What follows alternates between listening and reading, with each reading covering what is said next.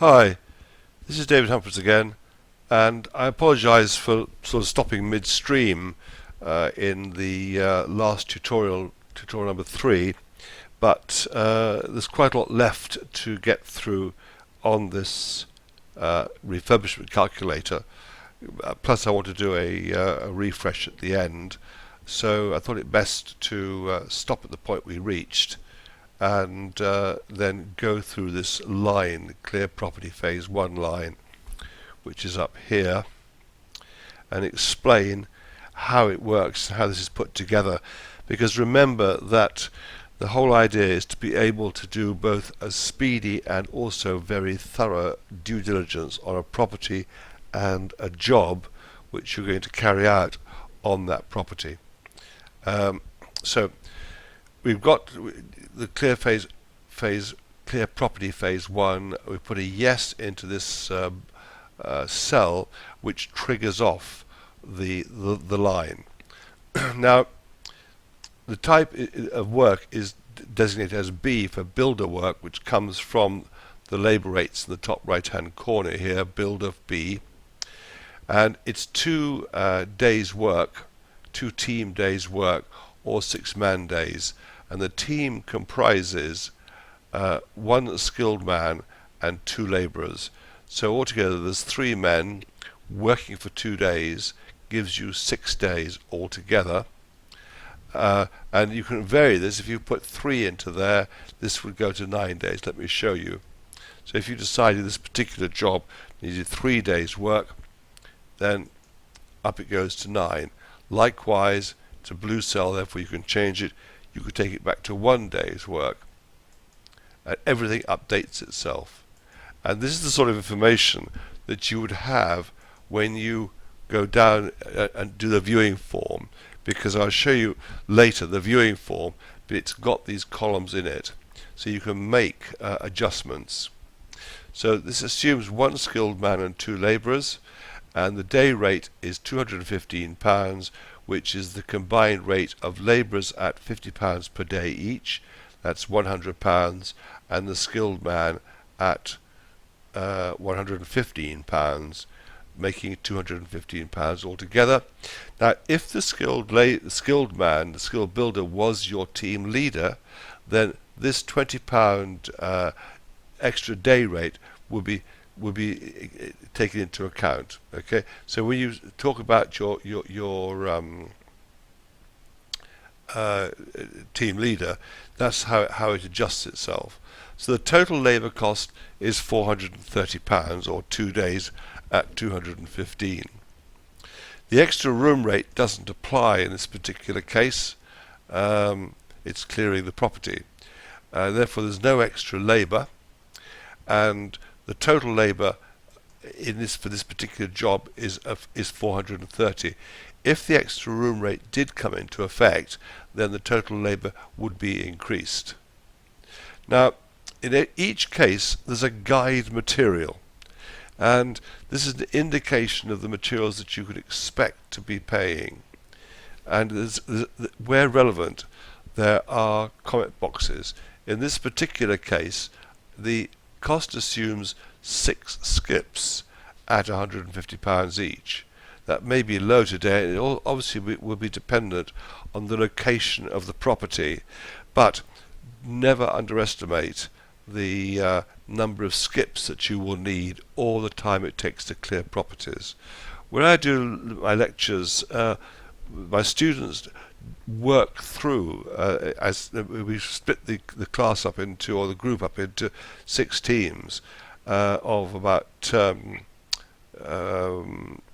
there's more than 6, more like 10 teams of 6 each, because there's about 60 people in a group, and so often they forget to cost in cleaning, or clearing rather, not cleaning, clearing.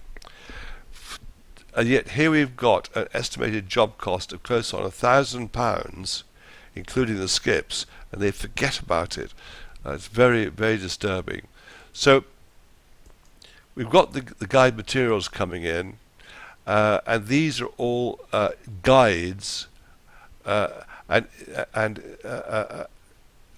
the moment you put a yes into it, by the way, the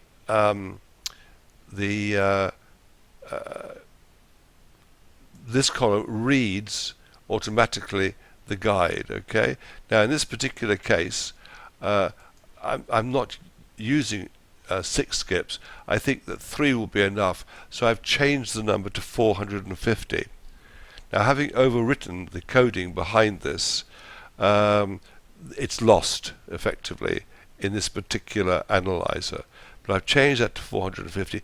I haven't altered this one down here, for example, £50 worth of paint, £50 worth of paint. I haven't put this £50 in. Having put the yes over here, it's automatically read that £50 as the material estimate. I've got to go back in and change it for it to be changed. Okay, but I don't have to put the materials in the first place. So going through this line, we've then got an estimated job cost of £880. Now let's assume that there's 2 days' work. Let's assume that this job is completed, and in which case I put 100% in here because it's 100% completed. We've done that particular job, and it's wrapped up. So the value to date is £430 of labour. So that's the labour value, and £830 in total. Okay. Now, if I put it was 50% completed, then the labour rate would halve to £215, and it would tell me I've got £215 left to complete it. Okay, and in man days, this is man days, not team days, 3 days. So you're able to score each job on how much is being completed and keep a running total. And this area, these green cells here, or green columns, is what gives us the running total up here. Okay, so you score each job that you've done, and it gives you the labour running total. All right, value to date. This is why it's 430, not the 880. This is 830 because it's added up this one, and this one. Okay, 4, 5, 6, 7, £830. So it's the labour value. It's the labour that you've got to keep track of. The materials aren't so important. Well, they're important, but it's the labour that goes, more often than not, is where the problems arise. Okay. Now, we then move across to the actual situation, and I've said that this job is finished, and it's happy on the labour side, and it's not telling me any different to that. Okay. We then go to the position of finishing it, and here I've said it's taken 2 days to do it. It's £430 labour cost. That's automatic, okay? Because if I put 1 day in, it would come down. I'll show you. If I put 1 day in there to only 1 day, then the labour cost comes down. Likewise, if it took 2.5 days, the labour cost goes up. All right, but we did it in the 2 days that was estimated back here. Okay, that 2 days, we did it in the 2 days, so it confirms the labour of £430, which is the labour here and the labour there. Okay, now in reality we allowed £450 for the skips, but the bill came through at £475. So we put £475 in, gives an overall job cost of £905 as against £880, which was the estimate figure. So it's £25 above or over the budget. We budgeted on £880, we've gone over by £25. And because it's gone over, this cell has turned red. And the actual position now also reads up into this figure here, actual total. Okay? Because on top of this £905, we've also got £45 of project management fee to add into it, and £181 of profit. So management fee and profit is automatic. It gives you the overall running total. Okay. Now, if I was to change that to £425, the actual material invoice, then this goes to £25, which means that we are £25 under. We're under now. It's £855 as against £880. So we're £25 in hand. But we're more concerned with over. It's nice to be under, but over is where the alarm bells start to ring. And I mean, there's 50 jobs here, so if you went £20 over on every single job in this list, not that you do every job, but that's assuming you did, then you're looking about £1,000 on the overall estimate, and that's a fair sum. I mean, bearing in mind that we've only got a contingency sum up here of 10% or £900, you'd have spent all of that. So that's how this line works all the way through. Okay, and what information do you have to put into it? To start off, all you do is put the tick into there, into this box, or yes into this box, and possibly adjust the days. You can also adjust the men if you want to. They're blue, but typically you adjust the number of days that the work's going to take. Whether you use 2 labourers and 1 man, or 1 skilled man, or just labourers, tends to be fixed, particularly if you're repeating the same job. So it's a question of how fast you can put yeses in these boxes, and just double check the amount of days that you've allowed. Okay, so just to run through another one, I've got this one, repaint the exterior, and 2 days allowed for a man and a labourer. That's £150 a day for the decorator. It's a D for decorator, remember, and up here we've got D for decorator. So it's D for decorator. £300 the labour. We've allowed £50 for materials. I haven't put that £50 in. That's an auto calc. It's an auto read. Okay.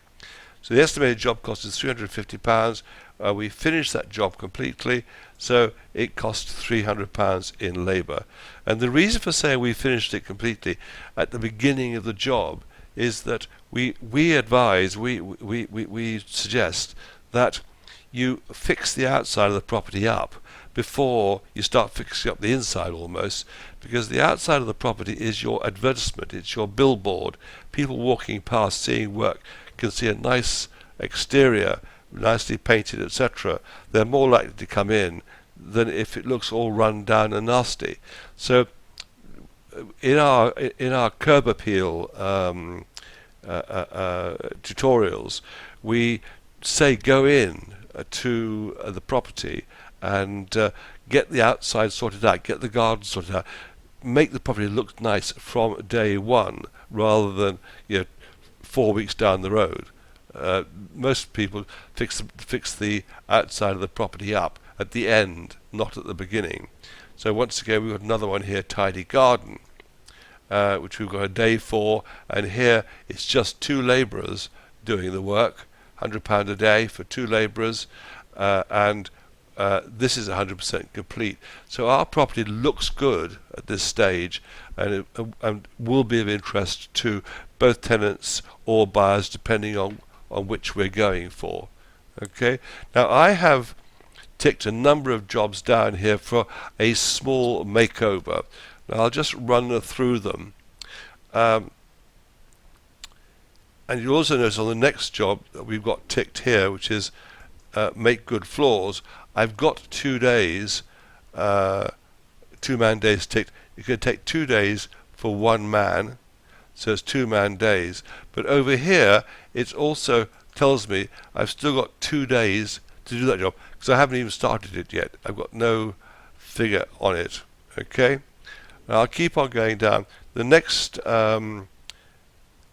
job is replace internal doors. I've got 3 days there.